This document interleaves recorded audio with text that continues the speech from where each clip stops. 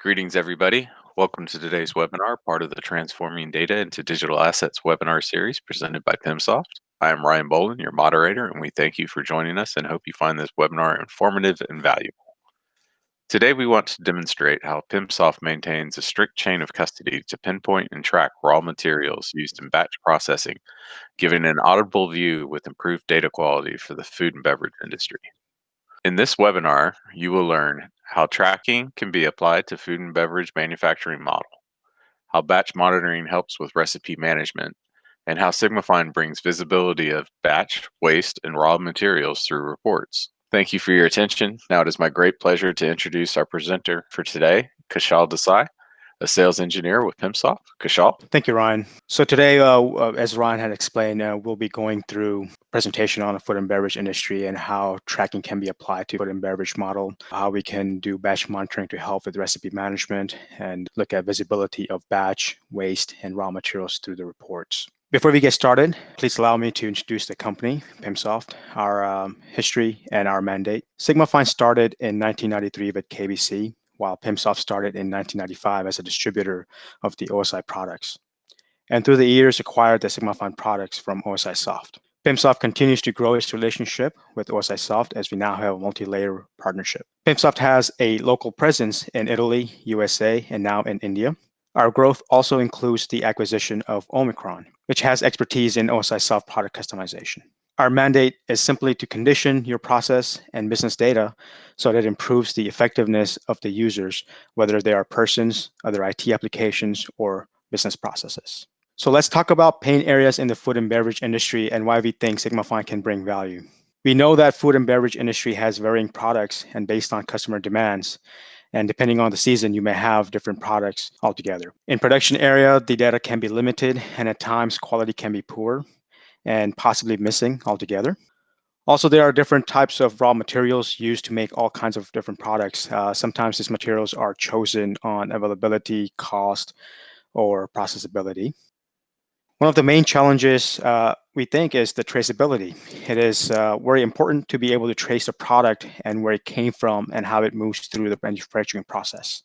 And after all this, the ability to monitor and report day-to-day plant production and put all the things we talked about in context. So before we go any further, let me introduce Sigmafine. Sigmafine solution is an enterprise-wide software platform that improves and sustains data quality for process and manufacturing industries. It gives insight into plant through a singular view of the industrial plant dataset to help support digital transformation initiatives as well as advanced manufacturing strategies. Sigmafine provides framework to build models, streamline and automate data engineering tasks to reduce the required effort and time. It also implements a series of checks and balances based on engineering principles, process knowledge, and statistics. The condition data collected from multiple sources is then used by people, applications, and business processes throughout your organization. So with that said, let's see how Sigmafine can help with pain areas we talked about before. Sigmafine has a balancing algorithm. It is where Sigmafine can connect with your operations data, planning data, ERP data to make everything consistent and coherent. We talked about the material traceability. Sigmafine has an arm of conditioning data. This is your tracking arm, and this is where you can follow your raw materials to your final products. So this addresses your traceability needs. And lastly, you have the reporting, which is where you're able to show metrics and see how your daily operations, whether they're good or not, whether you're meeting all your KPIs or not. Sigmafine is an infrastructure. It is scalable and can address industries and operations that have 200 assets to something that has 20,000 assets. You can also connect to various third-party software and different connectors to import and export data. So how does it work? Well, first, you have to start off with a model.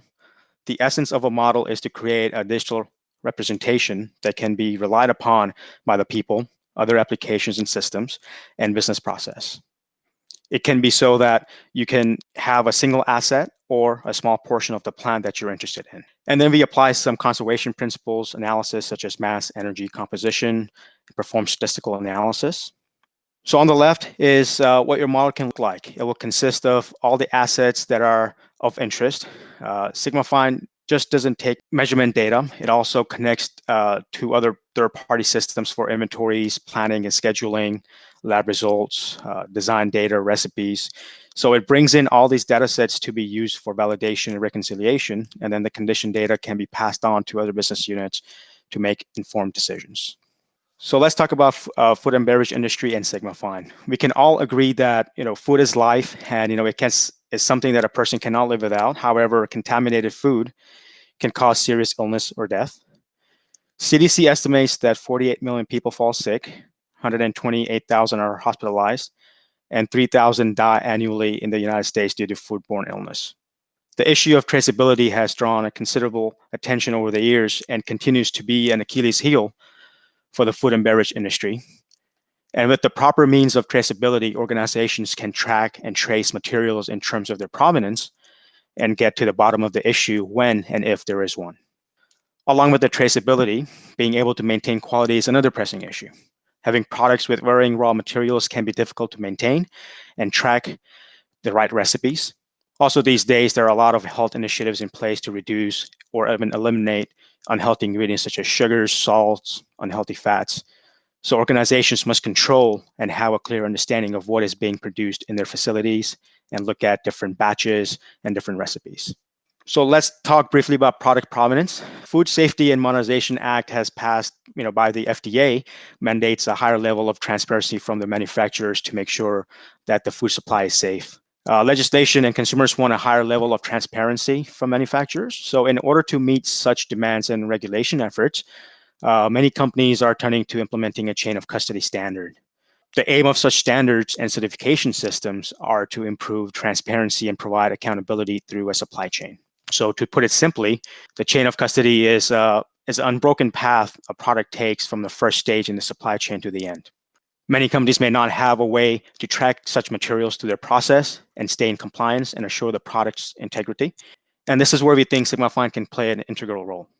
Here's an example of a simplified chocolate manufacturing process for this presentation. So let's say you are a chocolate manufacturer and you are producing multiple products using different raw materials sourced from different suppliers.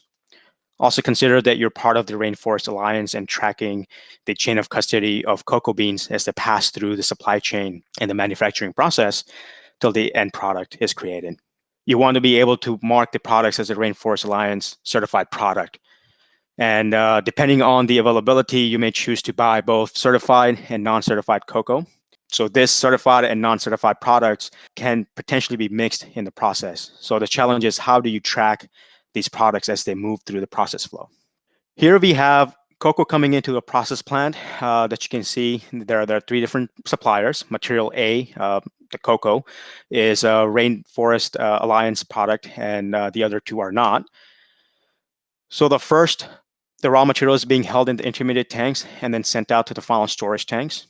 So you can see the certified cocoa is transported and the final tanks are filled with certified and non-certified cocoa. So in this period, the material movement took place, and we know at this stage, the source and the destination, along with the start and the end time that this took place. This allows us to keep track of the material composition in each tank. We see how each material is entering the tank and how the composition is changing. The first intermediate tank is filled with certified cocoa, and the second intermediate tank is filled with mixture of both non-certified cocoa. So from this intermediate tank, we now see the material being moved to the final tank, and we now see the composition of the final tank has changed to show the cocoa from all three suppliers. So from here, you can see the movement of the certified and non-certified cocoa from one tank to the another. And by tracking the movement of the materials as such, you're able to pinpoint where the material is being used in certain batch. And this can be done from the start of the process to the end, effectively tracing the product as it moves through the process. So how does Sigmafine do this? As we discussed before, Sigmafine is a system that provides the different analysis plugins and calculations. We can break the analysis in two categories, one being the balance consisting of mass, volume, energy, and component. And the second type of analysis is tracking, which consists of material tracking and quality tracking. Let's talk about the material tracking analysis.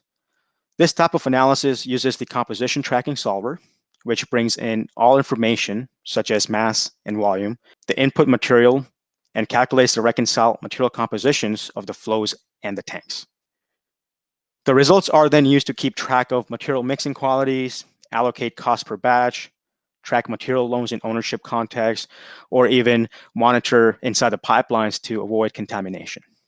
Right, so how does this tracking analysis work? The tracking analysis considers the following. The first step is the executing the balance, the use of reconciled data for good results. Second is to collect all the movements within certain time. This is done by periods upper to 24 hours. Or if you want, say, a real-time results, you can do this 15-minute intervals. Then we decide which elements are part of the calculation. We can use the same model, use for the balance. There is no need to create another model. In order to calculate the composition of the tank, flows and movements, the algorithm considers the way how the materials are mixed in each inventory and can set the mixing models. In case of inventories that are not directly measured, as this information sometimes is not available, Sigmafine can calculate inventory based on surrounding measurements and then can track analysis based on the results and then calculate the material composition. And finally, the algorithm considers the history of the different stages, and initial composition of the current days can be automatically be taken from previous days or previous cases. As mentioned before, the way materials are moved through the model is defined via mixing models. You can pick the ideal mixing model based on the type of materials and the mixing that will be taking place. Some examples are listed here. The well-mixed model is where you have the tanks with homogeneous material, baffled for tanks with internal baffles, which keeps the input and output separate until the end. Makeup purge is where the most of the input goes directly into the output line, and only the excess is taken from the tank at that point. Then you have first in, first out, where you have the each packet of material comes out in the same order as it went in. And finally, we have last in, first out, where each packet of the material is removed in the opposite order from when it came into the inventory. So let's see how we can use the information from material tracking for recipe management to maintain quality. As we know, there are different types of chocolate products, in the market with variety of ingredients requiring different recipes. Obviously, these recipes have to be followed correctly to meet the certain quality criteria.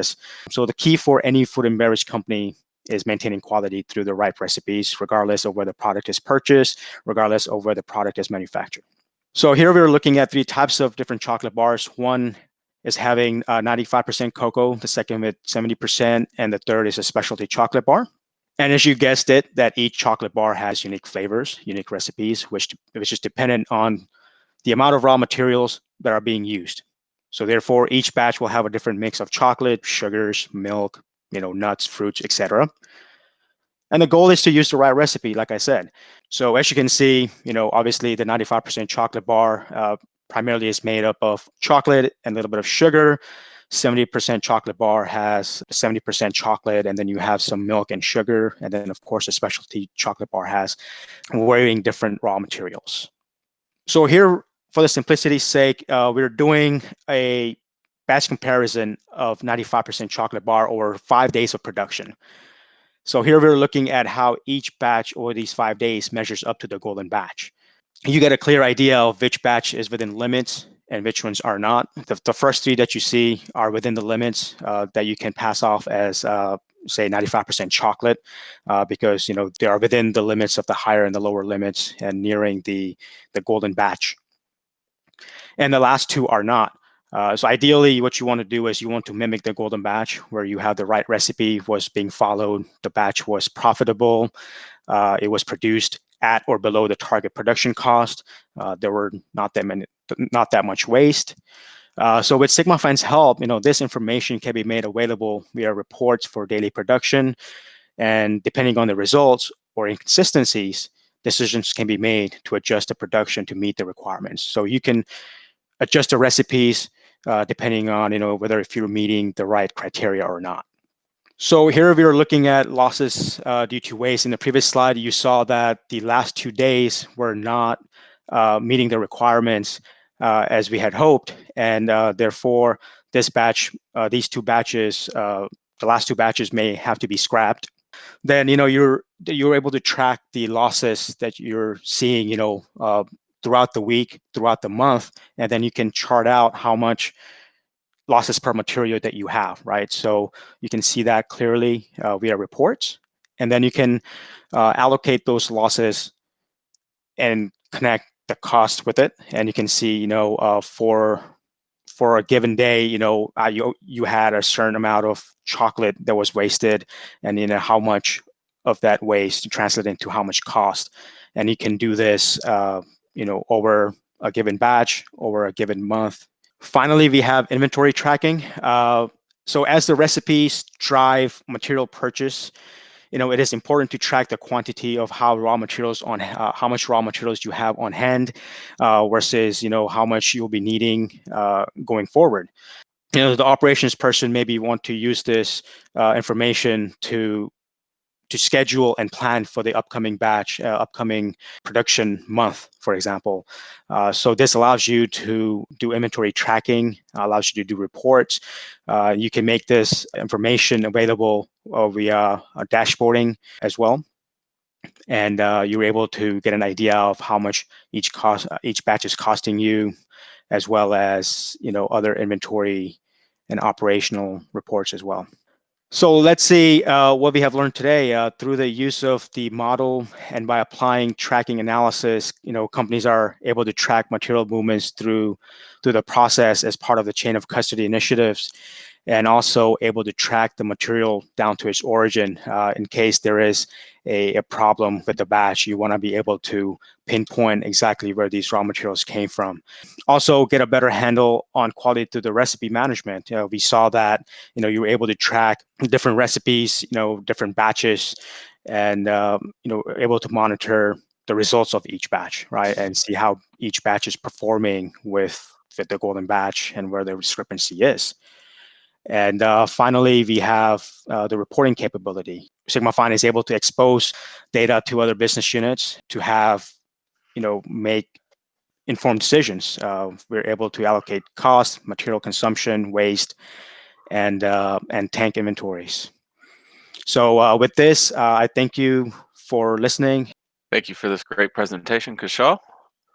We have a few questions queued up. I'll go through them one by one. If the audience has any more questions, please keep sending them via the chat window on the right-hand side of the screen. First question, can the inventories be seen in terms of products through reports? Yes, this is possible. You can export the data in reports based on whatever materials that you really want to track, whether it's chocolate, milk, sugar, and you can see the data as far back as you want. So if you want, say, compare, how much chocolate did you use to make a certain batch for this month, and you want to compare that to a batch that you made, in Q2 or Q1 of this year. So you're able to extract all that information and see it in terms of the reports per material. Next question, is Sigmafine capable of doing an energy balance? Yes, energy balance is something that Sigmafine is able to do. We do have a energy balance option with Sigmafine. So we can do energy balance, mass and energy. We can also do utilities network as well. So that is a capability that we do have. Last question, how far back can you see the historical data? The historical data can be seen, as far as you want, as long as you have the data recorded, right? So you can go far as, like I was saying, a year, 2 years, or even 3 years. Just depends on how far back you're going and how far back you want to look at the information. Kushal, on behalf of all the participants in Pimsoft, we thank you for taking the time to participate in our webinar and share your knowledge. Anyone interested to continue this discussion on data conditioning can contact Kushal directly at the email provided. We'd like to thank everybody for attending. Kushal, thanks again. Thank you very much. Thank you.